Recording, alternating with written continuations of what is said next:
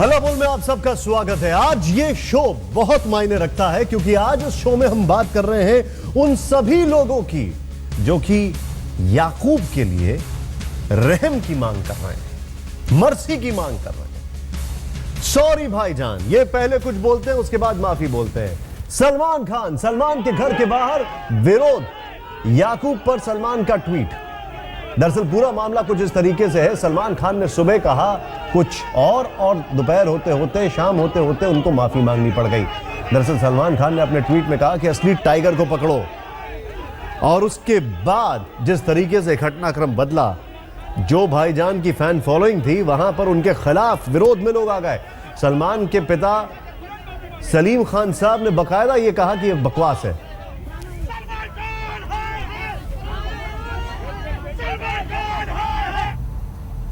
यानी सब के बाद सलमान खान ने कहा कि मैं माफी मांगता हूं अपने स्टेटमेंट के लिए, लेकिन बड़ा सवाल यह खड़ा होता है कि आखिर क्यों कहा यह, और आखिर कैसे इस पूरे मामले में लोग अलग अलग मांग कर रहे हैं। याकूब की फांसी रोकने की सलमान की मांग सही? सवाल है हमारा, यह सवाल है। यहां पर कई सवाल हम आपसे पूछ रहे हैं। दूसरा सवाल जरा ध्यान से देखें आप, फांसी के बयान पर माफी से सलमान की गलती कम होगी क्या? तीसरा सवाल, क्या सलमान याकूब को बचाने की कोशिश कर रहे थे? चौथा सवाल, राष्ट्रपति तक गुहार से माफी की मुहिम को हवा मिली। पांचवा सवाल, बचाव में एजेंसियों पर याकूब के आरोप में क्या है दम?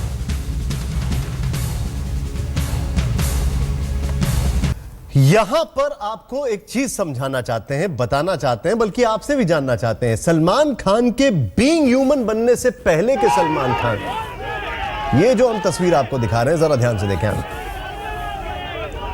ये तस्वीरें हैं किस तरीके से सलमान के विरोध में प्रदर्शन हुआ। कल तक जो बजरंगी थे, आज वो भाईजान ने नाराज कर दिया लोगों को।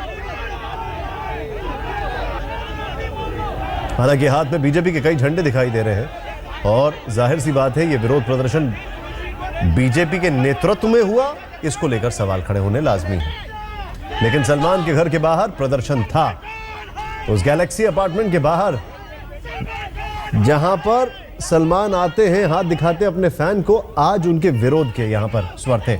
हल्ला बोल में हम सवाल आपसे पूछे, जरा ध्यान से देखें। फांसी की सजा पा चुके याकूब के हक में सलमान का बयान सही है? आप अपना जवाब वाई या नो टाइप करके हमें भेज सकते हैं। 80 space Y 80 space N type करके आप 52424 पर भेज सकते हैं। हमें आपके जवाब का इंतजार है।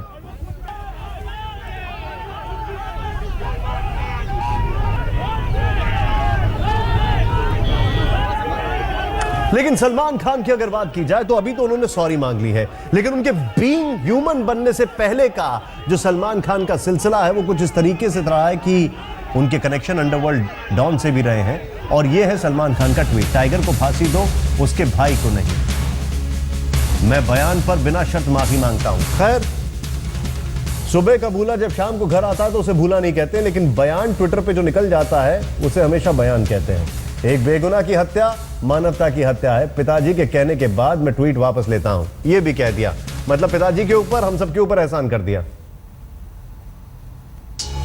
खैर, टाइगर है बिल्ली और हम एक बिल्ली को नहीं पकड़ सकते। मुंबई ब्लास्ट में सैकड़ों निर्दोष की जान गई थी। भाई को फांसी पर मत चढ़ाओ, लोमड़ी को लटकाइए जो फरार है। मैंने नहीं कहा कि याकूब निर्दोष है, मुझे न्यायपालिका पर भरोसा है।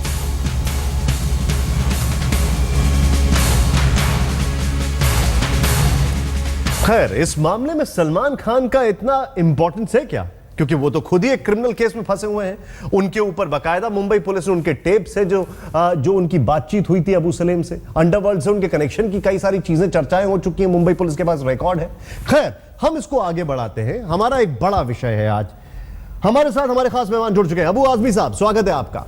हमारे साथ डॉक्टर शंबित पात्रा बीजेपी से, आपका भी स्वागत है। अबू आजमी साहब समाजवादी पार्टी से हैं, समाजवादी पार्टी का एक बड़ा चेहरा है मुंबई में और हमेशा से कई अपने बयानों से चर्चा में रहे। हमारे साथ अरविंद भोसले जी भी जुड़ेंगे, लेकिन हमारे साथ अखिलेश प्रताप जी हैं कांग्रेस से, हमारे साथ श्याम केसवानी जी जो याकूब मेमन के फर्स्ट लॉयर हैं वो रह चुके हैं। लेकिन अबू आजमी जी, शो की शुरुआत आपका हम शुरू से बयान सुनते आ रहे हैं। मेरा पहला सवाल आपसे ही है, एक बात बताइए, क्या इस देश के इतने बुरे दिन आ गए हैं कि आज की तारीख में हम क्रिमिनल्स नंबर रखा है, जो टेररिस्ट हैं, वो गैंगस्टर्स हैं, उनमें भी ये देखेंगे कि कौन सेक्युलर है कौन कम्युनल है, उसमें भी हम अपना सेक्युलर और कम्युनल एजेंडा चलाएंगे?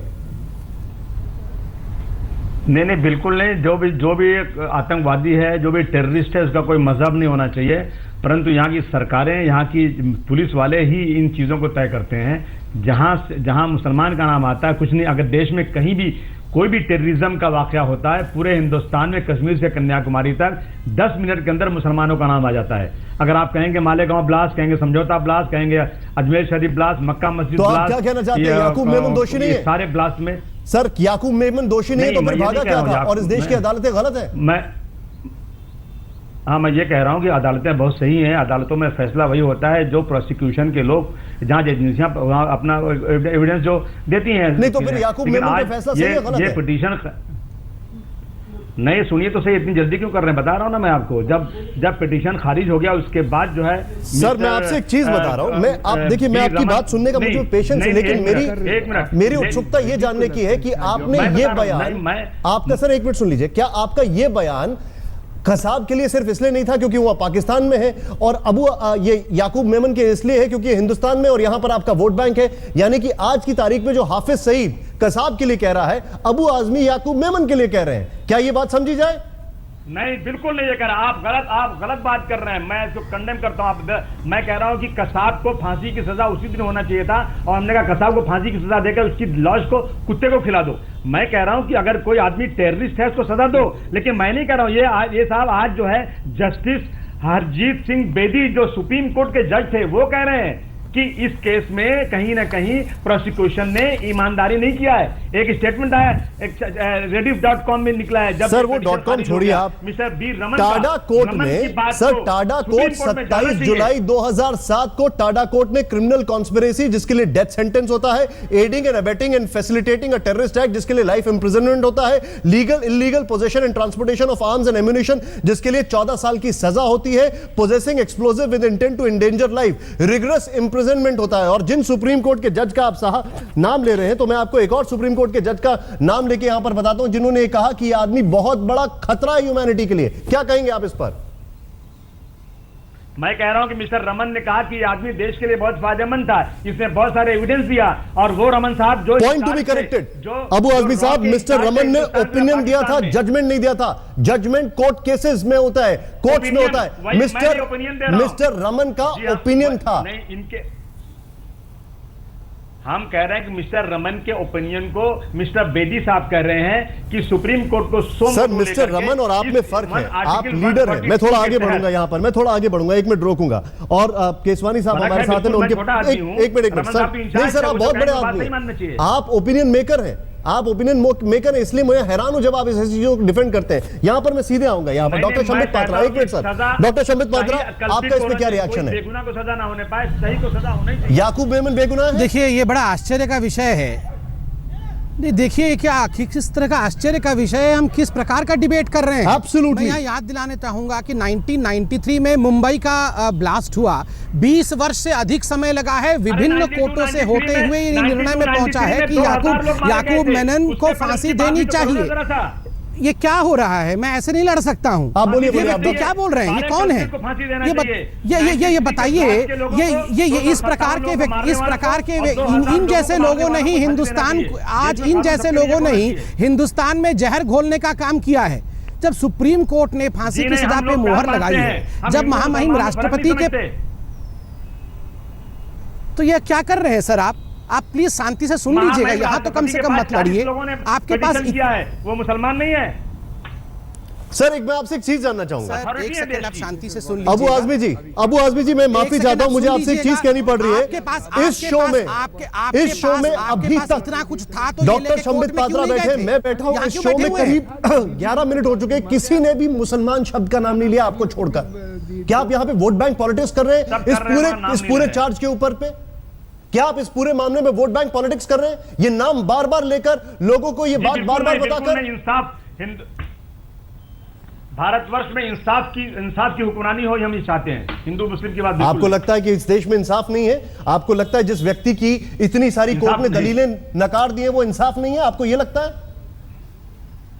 टाटा कोर्ट खराब है, सुप्रीम कोर्ट खराब है, क्या कहना चाहते हैं?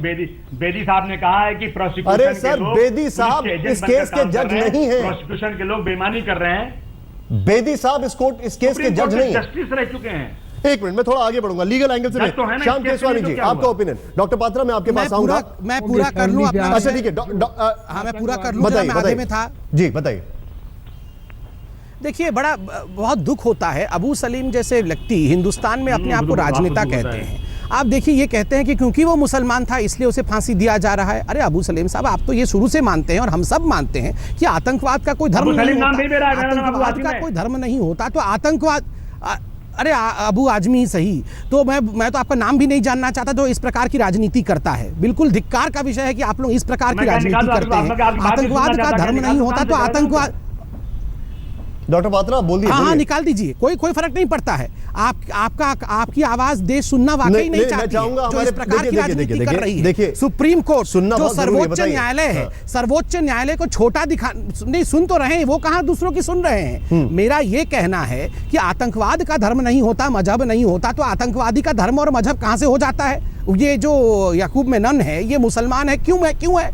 इसका कोई धर्म और मजहब क्यों है? ये तो आतंकवादी है, ना तो ये हिंदू है ना मुसलमान है, ये आतंकवादी है और पूरा देश इस विषय को मानता है। उसके ऊपर 20 साल में जेरा हुआ है, आईन ने इसको सजा दिया है। उसके बाद भी हम बैठ के 15-15 मिनट का डिबेट कर रहे हैं, ऐसे कर रहे हैं डिबेट जैसे पता नहीं यही डिसाइड हो जाएगा कि याकूब मेनन इनोसेंट है या झूठ मूठ का सुप्रीम कोर्ट ने उसे फांसी पे चढ़ा दिया है। अखिलेश जी, एक क्विक रिएक्शन आपका, मैं ब्रेक पर जाने से पहले एक ठीक है डॉक्टर पात्रा, मैं आपके पास जज बने हुए हैं। Point taken, point noted. आपने जो पॉइंट बोला है पॉइंट नोटेड, वैलिड पॉइंट है। अखिलेश जी, आपका इस पर रिएक्शन। एक देखिए, हमारे देश के न्याय व्यवस्था की यही खूबी है, वो दुनिया जिसका लोहा मानती है, कि यहाँ सिर्फ गुणदोष के आधार पर फैसले होते हैं और हर अवसर दिया जाता है, जितने भी अवसर वो चाहे अपने बचाव के लिए, कोई जाति धर्म क्षेत्र आदि देख के नहीं दिया जाता है। तो जो भी फैसला इतने मजम्मत के बाद, इतने बड़े बड़े न्यायाधीशों के नजरों से जाने के बाद उच्चतम न्यायालय तक से हुआ है, तो उसमें मीन मेख नहीं निकालना चाहिए। और जो बातें मैं अभी दूसरे चैनल पर था, वो जस्टिस साहब भी थे या जो अबू आजमी जी कह रहे हैं, वो बातें तो वो व्यक्ति जिंदा है, वो अगर ये बातें इन लोगों को पता है तो वो व्यक्ति खुद कोर्ट में भी कहा रहा होगा। और जो ये बातें कही जा रही हैं कि साक्ष्य कम प्रोड्यूस किए जाते हैं, अखिलेश जी, आपने जो पॉइंट रखा है आर्गुमेंट करने वाला वकील तो आपने जो पॉइंट ऑब्जेक्शन करता है और फिर वो साक्ष्य अदालत ऐसे थोड़े ना कि पट्टी बांध लेती है। अखिलेश जी, मैं एक सेकंड रुकूंगा आपको। आपने जो पॉइंट रखा है यहाँ पर, तो हम अदालत की प्रक्रिया को कि आखिर एक फैसला इतनी कोर्ट से गुजर रहा है, तो आप उस कोर्ट को तो उस पैटर्न और उस पूरे लीगल कोर्स को तो आप गलत नहीं बता सकते। अभी तक बहुत सारी बातें हो चुकी हैं इस डिस्कशन में, अब सीधे चलते हैं। श्याम केशवानी जी, जो याकूब मेमन के पहले लॉयर हैं, सर मैं आपसे जानना चाहूंगा, कोर्ट ने फैसला दिया, अब उसके बाद पूरा लीगल कोर्स उस व्यक्ति को मिला है टू आस्क फॉर मर्सी, टू ये मांगने के लिए कि उसको क्षमा याचना मिले। उसने हर चीज ट्राई कर ली लेकिन नहीं मिला। तो क्या ये सवाल उठाना कि ये व्यक्ति इस धर्म का है इसलिए ये हो रहा है, या ये कहना कि ये इसलिए होना गलत है, ये सब सही लगता है आपको? धर्म का सवाल इस केस में आना ही नहीं चाहिए। ये धर्म का सवाल है ही नहीं।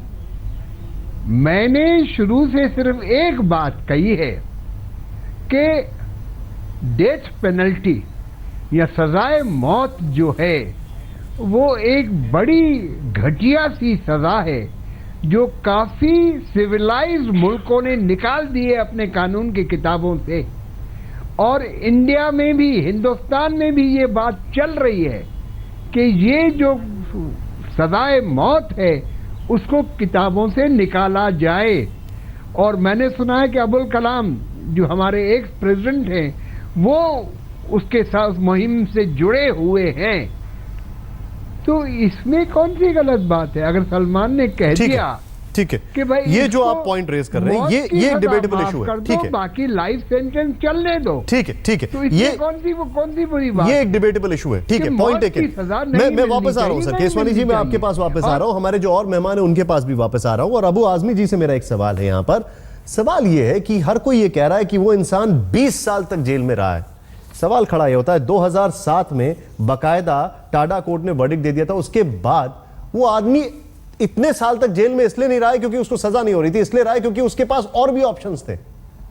तो ये भी तो उसकी मदद ही थी। यहां पर हमारे साथ हमारे खास मेहमान हैं, हमारे साथ अरविंद भोसले जी भी जो शिवसेना से हैं वो जुड़ चुके हैं, हमारे साथ अमन लेखी जी भी हैं और हमारे साथ और भी हमारे खास मेहमान मौजूद हैं। अबू आजमी साहब, मैं आपसे एक चीज जानना चाहता हूं। 2007 में टाडा कोर्ट ने फैसला दे दिया था सजाए मौत का, उसके बाद 8 साल मिले हैं याकूब मेमन को, 8 साल अपनी अपील अलग अलग जगह देने के लिए। यह इस देश की शानदार प्रक्रिया है कानूनी, जिसकी वजह से यह आदमी अभी भी सलाखों के पीछे है और जीवित है। जो लोग ये कह रहे हैं कि 20 साल उसने काटे, तो अगर देखा जाए तो 20 साल तो उसके अपने प्रोसीजर की वजह से भी लग गए।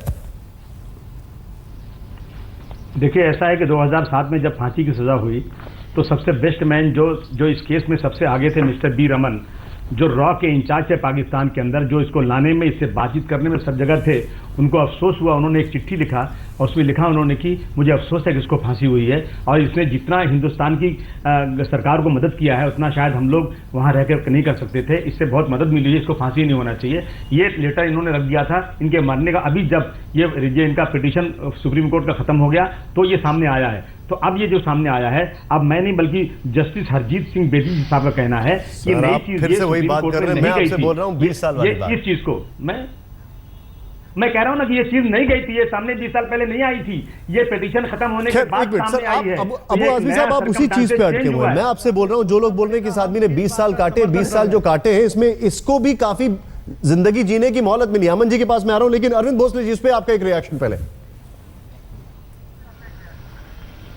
देखिए, ये हकीकत है और हम सबको मानना पड़ेगा कि इस हिंदुस्तान को आज़ादी मिलने के बाद पाकिस्तान ने इस हिंदुस्तान के खिलाफ कब तक जंग छेड़ी है और हर जंग में पाकिस्तान हारा रहा है चौतरफा। और पाकिस्तान ने फिर युद्ध का एक नया तंत्र उसने जो चालू किया वो था इस देश के अंदर आतंकवाद को फैलाना। उसे तंत्र का एक नतीजा था 93 के बॉम्ब ब्लास्ट, और उस बॉम्ब ब्लास्ट के लिए पाकिस्तान ने सिर्फ आइडियल्स नहीं दिया था, उस बॉम्ब ब्लास्ट को किस तरह से करना है, क्या करना है, कैसे करना है, तभी करना है। ये सब मौका आप लोगों की एक्टिविटी फराहम करती है, उसकी हिम्मत नहीं थी। देखिए अबू आजमी जी, अगर आप मुझे ज्यादा मुंह पर खोलने लगाइए ताकि हकीकत है कि 93 के बॉम्ब ब्लास्ट के अंदर जो कोई आरोपी जो तो हिंदुस्तान से निकल गए, बम ब्लास्ट का तार जुड़ा हुआ है बाबरी मस्जिद से। सर, हम वापस ये डिबेट कई बार हो चुका है। अबू आजमी साहब, आप इस पे कई बार बोल चुके हैं। भोसले साहब, मैं 1 मिनट आपको रोकूंगा, 1 मिनट। भोसले साहब 1 सेकंड, मैं आपको रोकूंगा। मैं रोकूंगा आपको। अबू आजमी साहब, मैं आपके पास वापस आ रहा हूं, मेरे पास एक और बड़ा सवाल है आपके लिए। भोसले साहब 1 सेकंड रोकूंगा मैं आपको। अमन जी से मैं एक रिएक्शन ले लूं, फिर मैं आपके पास वापस आ रहा हूं। भोसले साहब और शमित पात्रा भी हैं, अखिलेश जी भी हैं। अमन जी, मैं आपसे एक चीज जानना चाहता हूं। अभी तर्क यह दिया जाता है कि 20 साल तक ये जेल में रहा है, इसको माफ कर दो, इसको सजाए मौत न दो। अब वो जो 20 साल रहा है उसमें उसने अपने आप अपील की है, वो कोर्ट का प्रोसीजर है जिसकी वजह से विलंब हुआ है। आपकी इस पे क्या टिप्पणी है? बिल्कुल सही है। जो डिले है डिलिबरेट नहीं है। ये डिले सिर्फ याकूब मेमन के पिक्यूलियर नहीं है। ये डिले इस करके नहीं की गई कि याकूब मेमन को किसी तरीके से तंग करना चाहिए था। अगर जल्दबाजी होती तो बोलते ड्यू प्रोटेक्शन नहीं मिली। अगर जल्दबाजी होते तो बोला कि अपील जल्दी सुनाई गई, एविडेंस कंसिडर नहीं किया गया। अगर जल्दबाजी होती तो बोला जो पार्टन का प्रोसीजर है वो फॉलो नहीं हुआ। तो जल्दबाजी के ये है कि जल्दबाजी नहीं हुई, वो खराब है। अगर थोड़ा देरी हुई है, वो भी खराब है। तो ये तो कोई बहाना ढूंढ रहे हैं ताकि किसी तरीके से डेथ ना हो।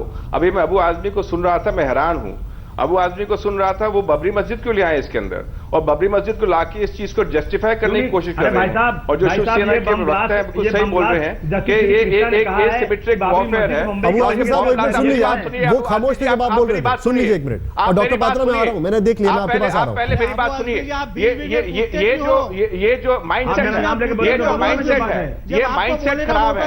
ये माइंडसेट कम्युनलाइज करता है। ये माइंडसेट कम्युनलाइज करता है जस्टिस डिलीवरी सिस्टम को। आप मेरी बात सुनिए। इसके अंदर एक कानूनी प्रक्रिया है, जो कानूनी सिद्धांत है वो फॉलो किए गए हैं। जो मुद्दे हैं वो कोर्ट के आगे रखे गए थे। बबरी मस्जिद इस कोर्ट के आगे नहीं थी। मिस कोर्ट के आगे जो 12 बॉम्ब ब्लास्ट बॉम्बे के अंदर हुए थे वो थे, जो एविडेंस उस बॉम्ब ब्लास्ट का था वो था, जो कन्फेशन थी वो थी, जो अप्रूवल के एविडेंस थे वो थे, जो डॉक्यूमेंट्री एविडेंस था वो था, जो पाकिस्तानी इन्वॉल्वमेंट थी वो थी, दाऊद इब्राहिम था। इसके अंदर बॉम्ब बबरी मस्जिद नहीं। अगर आपके दिमाग में बबरी मस्जिद मची हुई है तो आप अगर इसको छोड़ना चाहते हैं, मेरे दिमाग में आप बोलते हैं जो 1993 का जो ब्लास्ट है ये सही हुआ। ठीक है अमन जी, आपने एक पॉइंट रखा है यहाँ पर, मैं इस पॉइंट को आगे बढ़ाऊंगा। ये आपने पॉइंट रखा है कि बाबरी मस्जिद को बार बार इसमें लाने की आवश्यकता क्या है। डॉक्टर संबित पात्रा और अखिलेश जी, शुरुआत एक बार डॉक्टर संबित पात्रा से करेंगे और सुदेश जी मैं आपके पास आ रहा हूं, डॉक्टर संबित पात्रा आपका रिएक्शन इस पर। देखिए, मैं बिल्कुल हैरान था और अमन जी ने बहुत सही विषय उठाया जब इन्होंने कहा कि पूरा जो बॉम्ब ब्लास्ट बॉम्बे में हुआ था 1993 में, उसके तार बाबरी मस्जिद से जुड़े थे। आज आपके शो में बैठ के अबू आजमी साहब जो है वो जस्टिफिकेशन देने की कोशिश कर रहे हैं कि जो बम ब्लास्ट हुआ वो सही हुआ और इसलिए याकूब मेमन को फांसी पे नहीं चढ़ाना चाहिए। ये किस प्रकार से राजनेता बने हुए हैं? पैसे पहले इन लोगों को पकड़ लेना चाहिए। याकूब मेमन को तो फांसी होगा, वो तो कानूनी प्रक्रिया है। ऐसे नेताओं को भी जेल में डालना चाहिए जो देश को तोड़ने का काम कर रहे हैं और सरेआम कर रहे हैं। मैं याद दिलाऊं, यही समाज, एक सेकंड सुन लीजिए अबू साहब, आपके समय हम नहीं बोल रहे थे। देश के लिए आप देखिए, आप उन नेताओं में से है जिनकी, दूसरा ISI, अरे सुन लीजिए, दो खतरे हैं देश में। आप सुन लीजिए, आप सबसे बड़े खतरा है। एक बार सुन लीजिए, मैं आपके पास भी आ रहा हूं, अबू आजमी जी मैं आपके पास आ रहा हूं। अरे आपको बोलने का पूरा मौका मिलेगा। बताइए डॉक्टर पात्रा। अबू साहब, अरे नहीं अबू साहब, आप इतने फ्रस्ट्रेटेड क्यों हैं? आप बताइए, एक आतंकवादी को फांसी हो रही है, एक आतंकवादी को फांसी हो रही है और आप इतने फ्रस्ट्रेटेड हैं, आप इस कदर फ्रस्ट्रेशन में आ गए हैं, ये किस प्रकार का विषय है? आप बताइए, मतलब आप क्या क्या क्या इंसान हैं? आप एक आतंकवादी को फांसी हो रही है, उसमें आप इतने फ्रस्ट्रेशन में आ गए हैं कि आप इस प्रकार का बयानबाजी दे रहे हैं शुरू से। एक मिनट, यहाँ पर 2 पॉइंट निकले। एक चीज अखिलेश जी, मैं आपसे कोर्ट है ना, आप जस्टिस अबू सलेम है क्या? कोर्ट है ना उसके लिए। थॉट को होल्ड करिए अखिलेश जी। यहाँ पे 2 पॉइंट है। पहला, एक आतंकवादी को फांसी हो रही है, उसको लेकर लोग विरोध कर रहे हैं, गैंगअप हो रहे हैं, एक चीज। दूसरी चीज जो कि बड़ा वैलिड पॉइंट है, इस पूरे केस में बाबरी मस्जिद सिर्फ कुछ लोग लेकर आ रहे हैं, इसमें कहीं से दूर दूर तक बाबरी मस्जिद नहीं आ रही है और इसको कहीं ना कहीं। आप मुझे 1 मिनट दीजिए। 1 मिनट सर, मैं आपके पास आ रहा हूं, प्लीज आप मुझे 1 मिनट दे दीजिए, मैं आपके पास आ रहा हूं। 1 मिनट दे दीजिए, सबको बोलने दीजिए, आपको भी मौका मिलेगा। आपका रिएक्शन अखिलेश जी इस पर। निशान जी, कुछ दिनों पहले तमाम आतंकवादियों को फांसी हो गई जी। फांसी होने के बाद लोगों को पता लगा। हाँ, लेकिन ये तो ऐसे चल रहा जैसे पर्चा दाखिला होने वाला है, स्क्रूटनिंग होने वाली है और ये होने वाला है। तो हमने अपनी बात, पहले प्रश्न का आपको जवाब दे दिया। दूसरी बात, बहुत से लोग इसी केस में बाइज्जत बरी भी हुए हैं। हमें न्यायपालिका पे आस्था रखनी चाहिए, क्योंकि ऐसा नहीं है कि जो जिसके खिलाफ जो कुछ हुआ न्यायपालिका आंख मूंद के सजा सुना देती है। बहुत से लोग बरी भी तो हुए हैं, हमें इसका भी ख्याल रखना चाहिए कि न्यायपालिका ने उनके साथ न्याय भी किया है। पॉइंट, अगर जो गुणदोष के आधार पर पाया है तभी किसी को सजा दी है और उसकी प्रक्रिया के अनुरूप ही आप अपील करें। बाहर उसको किसी दूसरे तरह के हवा देने से कोई फायदा नहीं है। हमें आस्था रखनी चाहिए न्यायपालिका में। न्यायपालिका की लड़ाई न्यायपालिका में लड़नी चाहिए, टीवी डिबेट पे, पब्लिक में नहीं लड़नी चाहिए। हमारा रखा है कि न्यायपालिका ने कुछ लोगों को बरी भी किया है, ये बड़ा वैलिड पॉइंट है। सुदेश जी, आपका रिएक्शन। भोसले जी, आपका रिएक्शन। नहीं, मेरा रिएक्शन है कि आतंकवाद को आप मजहब से मत जोड़ो। इस हिंदुस्तान को आजादी मिलने के बाद लगभग 150 लोगों को अब तक फांसी के चौकट पे चढ़ा गया है और उन 150 लोगों में सिर्फ 17 मुस्लिम समाज से है। तो क्या हमें मान के चलेंगे कि हिंदू धर्म के साथ अन्याय हो रहा है? बिल्कुल नहीं। जो जो दोषी है उस दोषी को सजा होनी चाहिए। और सुप्रीम कोर्ट ने 22 साल के बाद, 22 साल का समय छोटा नहीं होता है, 22 साल के बाद हर पहलू को नजर में लेते हुए इस याकूब मेमन के इस पूरे मसले पर एक अच्छा सा उन्होंने फैसला दिया है। उस आतंकवादियों को धर्म के दृष्टिकोण से ना देखा जाए, ये मेरा सबसे पहला कहना है। और उस जो बम ब्लास्ट हुआ था, जो बॉम्ब कांड हुआ था, जो सीरियल बम ब्लास्ट हुए थे, उसमें सिर्फ हिंदू नहीं मारे गए थे, मुस्लिम भी मारे गए थे और वो राष्ट्रद्रोह था। और उस राष्ट्रद्रोह का जो जो कोई समर्थन कर रहा है वो भी राष्ट्रद्रोही कहने चाहिए उनके बारे में। ताकि एक याकूब भोसले जी आपने जो पॉइंट रखा है, मैं एक चीज जानना चाहता हूँ। एक मिनट भोसले जी, ठीक है, आपने एक पॉइंट रखा है, मैं एक चीज समझना चाहता हूँ। ओके, ठीक है भोसले जी, एक मिनट रोकूंगा मैं आपको। अबू आजमी साहब, मैं आपसे एक चीज की जानकारी लेना चाहता हूँ, और मैं आपसे एक चीज, आज आप बड़ा ताल ठोक के कुछ चीजों को डिफेंड कर रहे हैं, कई सारी चीजें बोल रहे हैं। मैं आपको एक चीज बताता हूँ और जानना चाहता हूँ मैं आपसे, एक आदमी पहले तो, अभी आप मुझे कई सारे 20 साल बाद अलग अलग जजेस के रीडिफ के जो आप मुझे बता रहे हैं, लेकिन मैं आपसे एक चीज जानना चाहता हूं, अगर आप गिल्टी नहीं है तो भागे क्यों?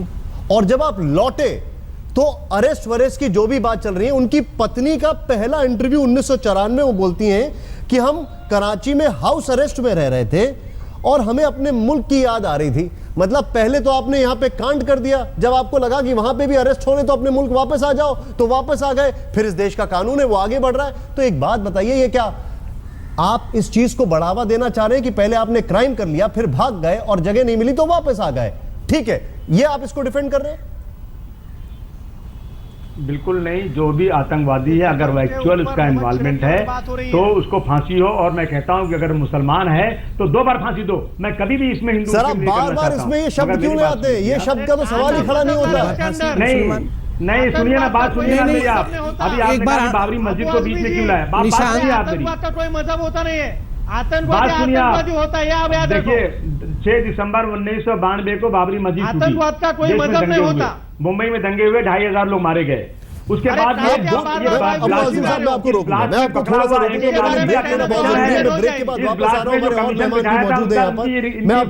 रोकूंगा, लेकिन सवाल खड़ा ये होता है, आप इसमें धर्म को जोड़ रहे हैं, आप इसमें धर्म को जोड़ रहे हैं, आप बार बार इसमें कह रहे हैं कि ये बाबरी मस्जिद को आप जोड़ रहे हैं। सवाल ये नहीं खड़ा होता कि उस आदमी ने क्या किया, कैसे किया। सवाल खड़ा ये होता है कि इस आदमी ने जो किया उसके ऊपर कानून का क्या रिएक्शन है, और कानून ने रिएक्शन दे दिया तो फिर आपको दिक्कत क्यों? क्या इस देश की जुडिशरी को आप शक कर रहे हैं? एक सवाल है यहां पर, मेरा सवाल यह है, यहां पर हमारे खास पैनलिस्ट हैं, मैं सबसे, मेरा अनुरोध है, हमारे पास इस सेगमेंट में कम समय, तो थोड़ा जल्दी जल्दी जवाब दीजिएगा। शुरुआत में अमन जी से कर रहा हूं, फिर मैं उसके बाद भोसले जी के पास पा रहा हूं, फिर हमारे साथ संबित पात्रा हैं और अखिलेश जी भी हैं। लेकिन सवाल यह है, क्या अमन जी आज की तारीख में यह कोई चलन सा बनता जा रहा है कि आपने क्राइम किया, देश के बाहर चले गए, वापस आ गए, इसलिए आपका अधिकार बनता है, आपको माफी मिलनी चाहिए क्योंकि आप पुलिस के साथ कोऑपरेट कर रहे हैं? ये कौन सा प्रेसिडेंट सेट किया जा रहा है यहां पर लोगों की तरफ से जो इस चीज के हिमायती बने हुए हैं? ये प्रॉब्लम यहाँ जो बंदा जाता है और वापस आता है उसके साथ नहीं है, प्रॉब्लम उन लोगों से है जो यहाँ है और यहाँ रहते हैं। वो लोग इस मुद्दे को उठाते हैं। मैं जस्टिस बेदी पे हैरान हूँ, बैठे रिटायर्ड जज हैं, सुप्रीम कोर्ट ने फैसला सुना दिया है, प्रक्रिया पूरी हो गई है, वो चिट्ठी लिखते हैं इंडियन एक्सप्रेस को कि भैया ऐसे नहीं होना चाहिए। जो आपके पैनलिस्ट हैं वो रमन का कहते, रमन ने चिट्ठी लिखी थी कि ये ऐसे सेटलमेंट हुआ था, इस करके आगे नहीं करना चाहिए। अगर आप ऐसा प्रेसिडेंट करेंगे तो 2 चीजें गलत होंगी। पहली बात है, जो चीजें केस के लिए रेलेवेंट नहीं है वो आप कंसिडर करोगे, जिससे कि जुडिशियल प्रोसेस ही अंडरमाइन हो जाएगी। दूसरी बात है, आप एक मोबोक्रेसी कर दोगे। आप मोबोक्रेसी आप मेजॉरिटी कम्युनिटी के खिलाफ कहते हैं यूजुअली, पर हिंदुस्तान पिक्यूलियर है, यहाँ मोबोक्रेसी मेजॉरिटी कम्युनिटी और हिंदुस्तान के खिलाफ चलती है। अब एक सेक्शन ऑफ लोग हैं जो वोकल हैं, जो इशू को उठाते हैं, और इस करके पूरी कंफ्यूजन होती है। ठीक है अमन जी, मैं थोड़ा सा रोकूंगा, समय कम है हमारे पास। भोसले जी, आपका क्विक रिएक्शन इस पर।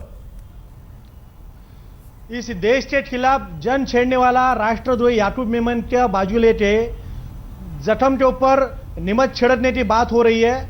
रहा सवाल जो 257 लोग मारे गए थे 1993 के बॉम्ब ब्लास्ट में, उनके घर पे जाते तभी इन्होंने कभी पूछा नहीं थी क्या हालत थे, किस तरह ये राजनीति नहीं होनी चाहिए। Okay Bhosle ji, point taken. Sambit Patra ji, आपका point. Okay sir, Sambit Patra ji, आपका रिएक्शन इस पर। देखिए, टेररिस्ट होता है, और जैसे प्रधानमंत्री ने कहा, कोई गुड टेररिस्ट या बैड टेररिस्ट नहीं होता है। वो कोऑपरेट कर रहा था, नहीं कर रहा था, वो कब सरेंडर किया या उसको पकड़ के लाया गया, ऐसा कुछ नहीं होता है। Terrorist valid point, good terrorist bad terrorist नहीं होता है। अखिलेश जी, आपका इस पे last reaction. Doctor Patra, point noted. Akhilesh ji, आपका रिएक्शन। देखिए, हिंदुस्तान में जब फांसी होती है किसी को तो रेयरेस्ट इन रेयर केस में होती है, सबको नहीं होती है। तो अदालतों ने बहुत मजबूत साक्ष्य देखा होगा तभी इतना कड़ा फैसला सुनाया होगा। लेकिन हम एक बात फिर कहेंगे, इसके पहले भी बहुत सी फांसियां हुई। अभी 1 साल पहले कई आतंकवादियों जी, ये पॉइंट आपने जो रेज किया है, मैं यहां पर यही 2 पॉइंट मेंशन करूंगा। एक तो पहला तो ये कि गुड टेररिस्ट बैड टेररिस्ट नहीं होता है, मोबोक्रेसी नहीं होनी चाहिए, और rarest of the rare case में ही फांसी मिलती है। आप सभी हमारे मेहमानों का बहुत बहुत शुक्रिया। लेकिन जनता हमारे साथ बनी रहे। इस वक्त हमारे पास हजारों मैसेजेस आए, मतलब वाकई में जो लोगों का रिस्पॉन्स है सराहनीय है। हमारे दर्शकों ने क्या कहा है ये देखें आप आंकड़ा। याकूब मेमन के हक में सलमान का बयान सही है या नहीं है? नहीं है 58% लोगों ने कहा है, 42% लोगों ने कहा है हां। तो ये हजारों लोग कह रहे हैं कि भाईजान थोड़ा संभल जाइए, ऐसे बयान मत दिया करिए।